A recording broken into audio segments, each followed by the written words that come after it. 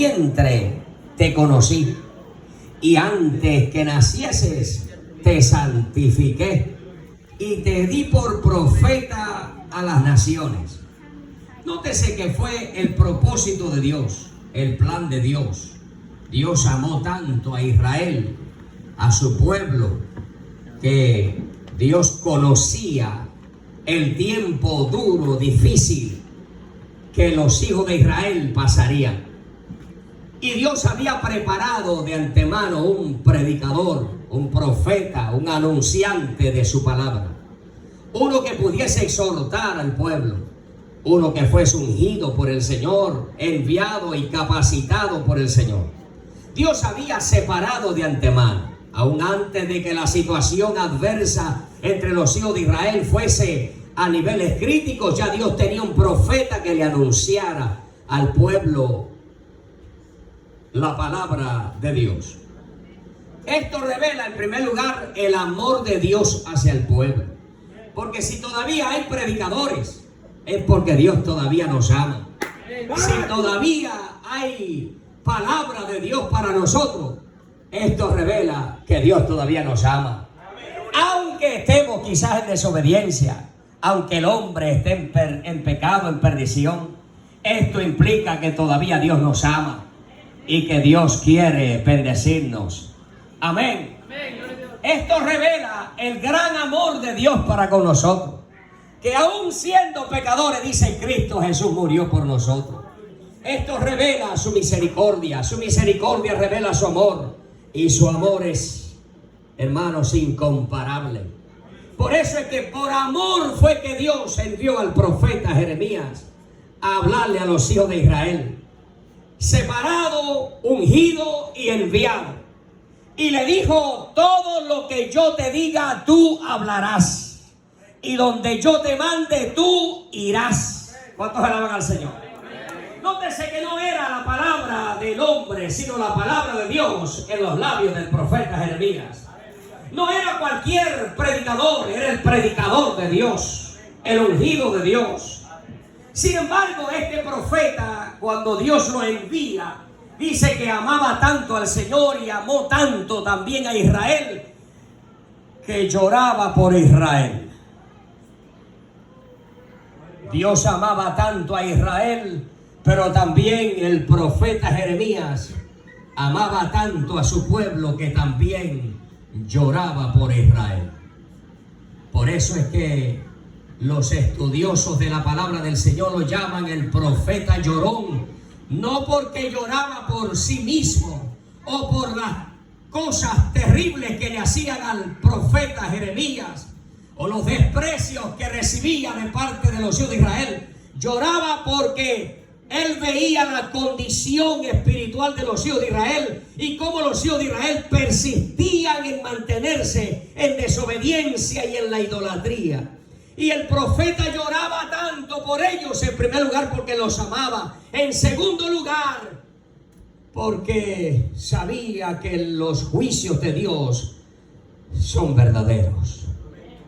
Y él sabía que los juicios de Dios pudieran venir sobre los hijos de Israel en cualquier momento, y haría Dios lo que hizo con Sodoma, Gomorra, o lo que hizo con toda la humanidad en tiempos de Noé.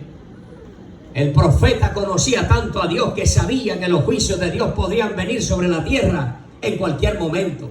Cuando el hombre persiste en el pecado, ciertamente Dios dice que Él es lento para la ira y grande misericordia, pero no significa que no se aira. Él se enoja, sus juicios son verdaderos. Había una gran nación llamada Nínive, la cual también estaba bajo juicio y ninguno de ellos lo sabía. Quizás su vida cotidiana, como siempre, y no sabían que su estilo de vida estaba encendiendo cada día más la ira del Señor sobre ellos. Sin embargo, así como la gran ciudad de Nínive dio un reflejo del amor de Dios cuando Dios envió al profeta Jonás a predicar a ellos, y la Biblia dice que ellos se compungieron por el mensaje del profeta Jonás y se arrepintieron de su maldad y el Señor los perdonó.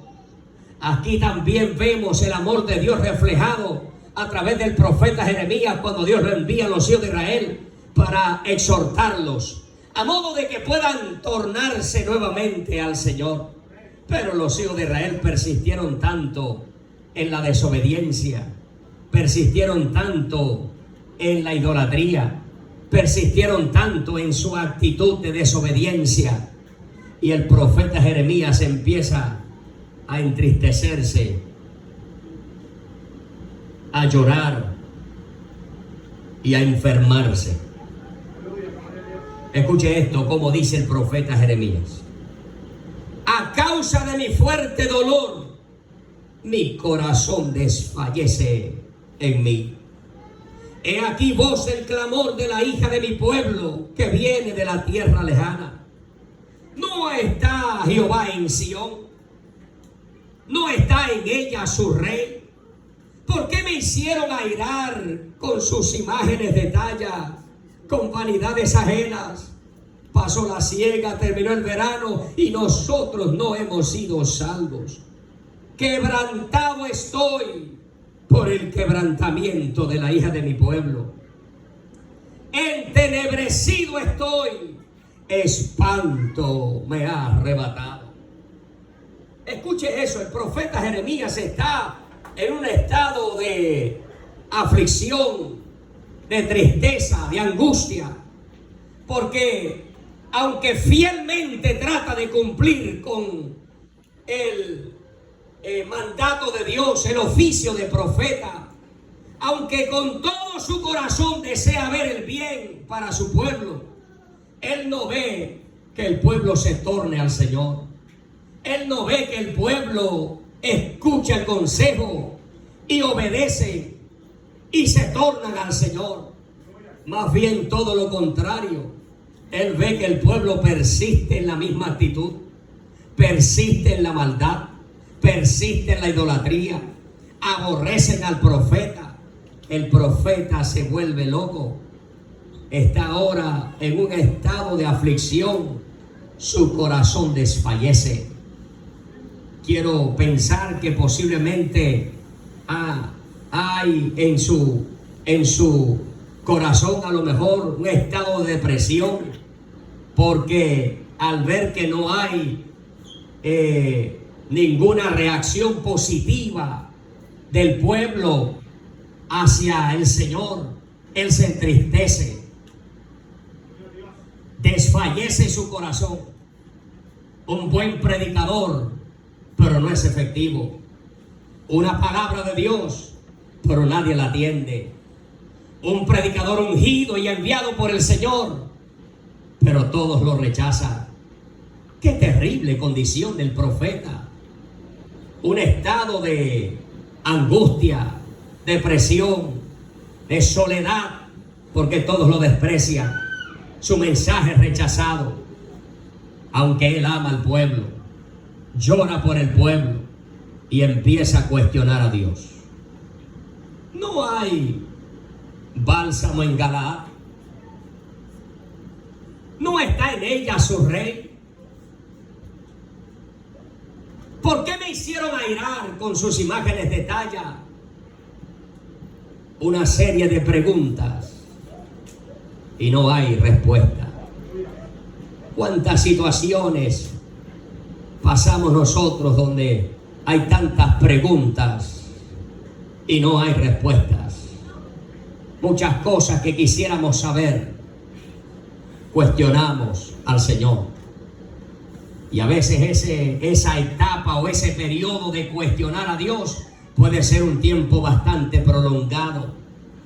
Decía una hermana hace unos años atrás, visitándola en un momento de enfermedad, se tiraba en llanto y me decía: pastor, yo no entiendo por qué ahora que he decidido servirle al Señor, todas mis amistades se van, la familia me da la espalda, empiezo a tener problemas con los riñones, dolores de cabeza, migraña, me quitaron 3 días de trabajo. Y cuántas cosas le estaban sucediendo.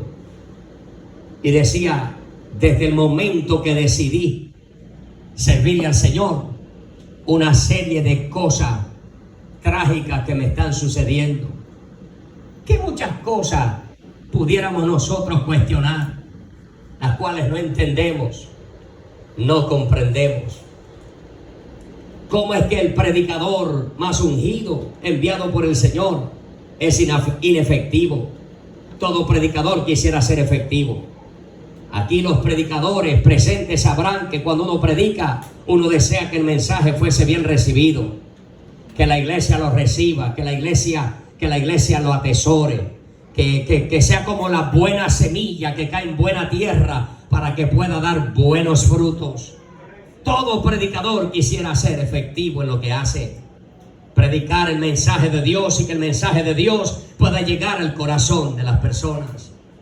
Quiero pensar que Jeremías se turba, se entristece, se llena de angustia, llora por el pueblo lo rechaza.